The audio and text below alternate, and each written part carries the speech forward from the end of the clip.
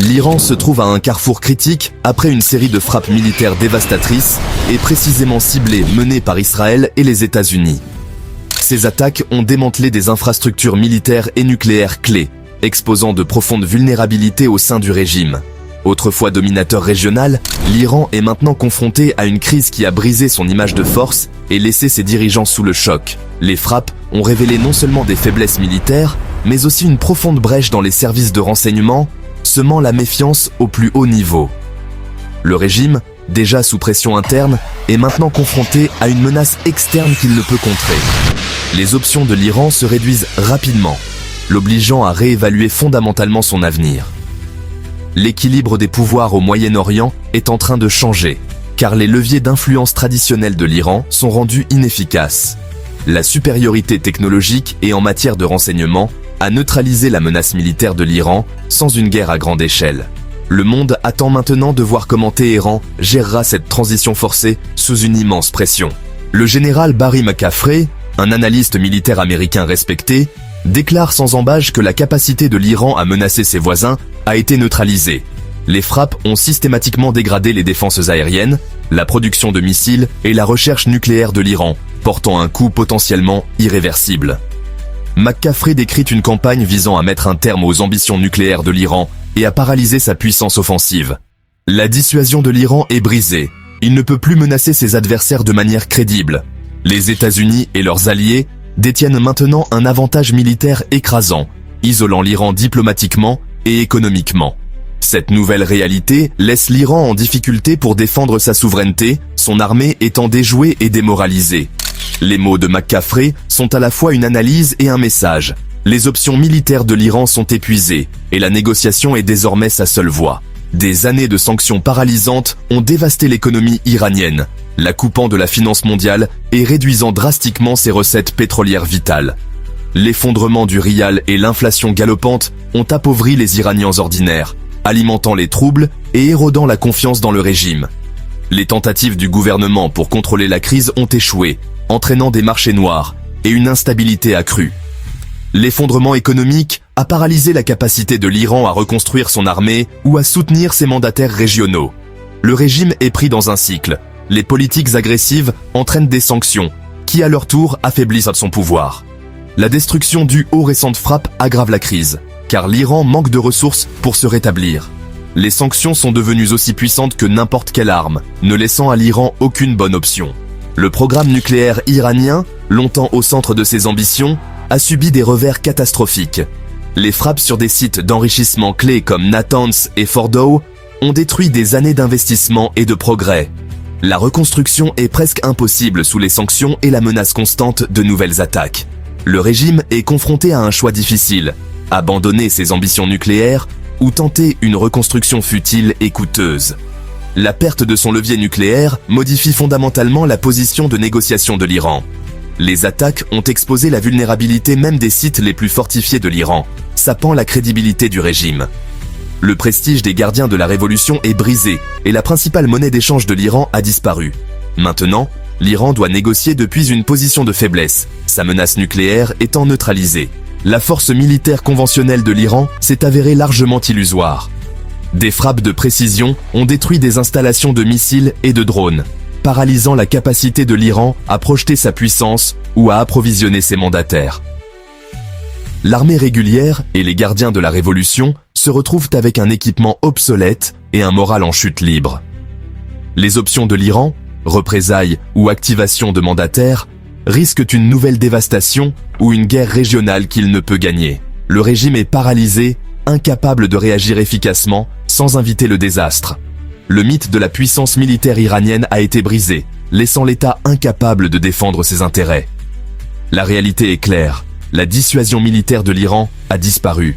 La menace de l'Iran de fermer le détroit d'Ormuz, autrefois son atout ultime, est maintenant vide de sens. Toute tentative déclencherait une réponse militaire internationale rapide et écrasante, menée par la marine américaine. Les forces navales iraniennes ne font pas le poids face à la puissance aérienne moderne et seraient rapidement détruites. La fermeture du détroit dévasterait l'économie iranienne elle-même, coupant ses dernières exportations de pétrole et son commerce. Les puissances mondiales comme la Chine et l'Inde, dépendantes du pétrole du Golfe, ne tolérerait pas une telle perturbation. Même les alliés de l'Iran privilégient la stabilité à la confrontation. Le détroit d'Ormuz est maintenant une responsabilité mondiale, pas une arme iranienne.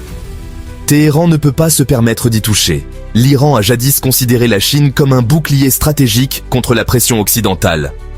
Mais le soutien de la Chine est pragmatique, axé sur la stabilité et ses propres intérêts économiques. Pékin s'oppose au conflit dans le Golfe, craignant une perturbation de ses approvisionnements pétroliers vitaux. La Chine ne risquera pas la confrontation avec les États-Unis, ni ne mettra en péril ses intérêts mondiaux pour l'Iran. Son soutien se limite à la rhétorique et à un engagement économique prudent. L'Iran réalise maintenant que la Chine est un allié de beau temps, peu disposé à offrir une réelle protection. Cela laisse Téhéran isolé, sans puissant protecteur pour le soutenir. Cette prise de conscience pousse l'Iran plus près de la table de négociation. La campagne contre l'Iran a systématiquement ciblé ses principaux dirigeants militaires et scientifiques. Des assassinats très médiatisés, dont ceux du général Qasem Soleimani et du scientifique nucléaire Mohsen Fakhrizadeh, ont laissé le régime sans chef et désorienté. Ces pertes paralysent les connaissances institutionnelles et la vision stratégique de l'Iran. La menace constante d'assassinat engendre la paranoïa, ralentissant la prise de décision et érodant la confiance. La pénétration des services de renseignement étrangers est profonde, forçant le régime à l'isolement et au dysfonctionnement. Le vide de pouvoir aggrave la crise iranienne, car des successeurs inexpérimentés ont du mal à réagir. La combinaison de la destruction physique, de l'effondrement économique et de la perte de leadership ne laisse à l'Iran aucun choix rationnel autre que la diplomatie. Le régime est affaibli, craintif et à court d'options. L'Iran est confronté à une crise existentielle militairement vaincue, économiquement ruiné et stratégiquement isolé. Son programme nucléaire est en ruine, sa dissuasion militaire brisée et ses dirigeants décimés. La menace de fermer le détroit d'Ormuz est désormais dénuée de sens, et même la Chine privilégie la stabilité au soutien de Téhéran. La seule voie rationnelle du régime est la négociation, non pas en tant qu'acteur puissant, mais en tant qu'État affaibli cherchant sa survie. Les pourparlers exigeront des concessions douloureuses, mettre fin aux ambitions nucléaires et réduire l'influence régionale. La résistance continue signifierait une destruction accrue et un effondrement possible. L'ère de la défiance révolutionnaire est révolue. L'Iran n'a d'autre choix que de venir à la table. Alors que la poussière retombe et que le monde observe, l'Iran se tient au seuil d'un avenir incertain. Les négociations qui se profilent à maintenant ne sont pas seulement une question de politique. Elles sont une question d'identité, de survie et d'espoir pour le renouveau d'une nation. Le régime embrassera-t-il le changement, ouvrant la porte à la réintégration avec le monde et au soulagement de son peuple? Ou les vieilles peurs et les rancœurs l'emporteront-elles, menant à davantage d'isolement et de difficultés? Les choix faits dans les prochains jours résonneront pour des générations, façonnant non seulement le destin de l'Iran, mais aussi l'équilibre des pouvoirs à travers le Moyen-Orient. Au final, le monde attend, retenant son souffle, tandis que l'Iran décide: est-ce le premier pas vers une paix durable, ou simplement une pause avant la prochaine tempête? L'Iran a passé les 2 dernières semaines à être frappé. Dur. Avec l'opération Rising Lion, Israël a détruit un grand nombre de ses principaux sites militaires, ainsi que des personnalités cruciales de son leadership et de ses structures nucléaires. Les États-Unis ont poursuivi avec l'opération Midnight Hammer, en utilisant d'énormes bombes anti-bunker de 30 000 livres pour détruire les installations nucléaires iraniennes situées en profondeur. L'Iran n'a désormais plus aucun recours. C'est ce qu'affirme un général américain 4 étoiles à la retraite, qui affirme que l'armée et l'économie iranienne sont finies. Et ce n'est peut-être pas terminé pour le moment. L'Iran pourrait bien être fini pour toujours, et cette vidéo expliquera pourquoi. Tout d'abord, le général et sa citation. Le 24 juin, la journaliste de MSNBC Ana Cabrera s'est entretenue avec plusieurs personnes pour discuter de la guerre en cours entre Israël et l'Iran. Parmi eux se trouvait le général 4 étoiles à la retraite Barry McCaffrey, que Cabrera a interrogé sur ce que l'Iran espérait accomplir en frappant une base militaire américaine au Qatar en représailles à l'opération Midnight Hammer. La réponse de McCaffrey a révélé l'état véritablement désespéré dans lequel se trouve l'Iran en ce moment.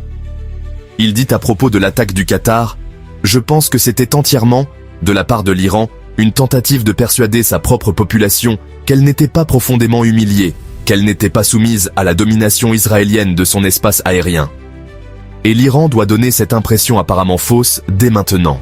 Pourquoi? McCaffrey explique. L'Iran est dans une situation vraiment désespérée. L'économie est dans les tuyaux. Ils n'avaient plus de bonnes options militaires.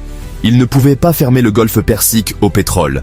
Sinon, ils se seraient aliénés la Chine et la région asiatique. Ils n'ont pas d'alliés. Ils ont subi des pertes dévastatrices en termes de leadership militaire, scientifique et politique. Il a dû y avoir des conversations vraiment difficiles. Ils devaient en venir à la table. Ils n'avaient en plus d'options.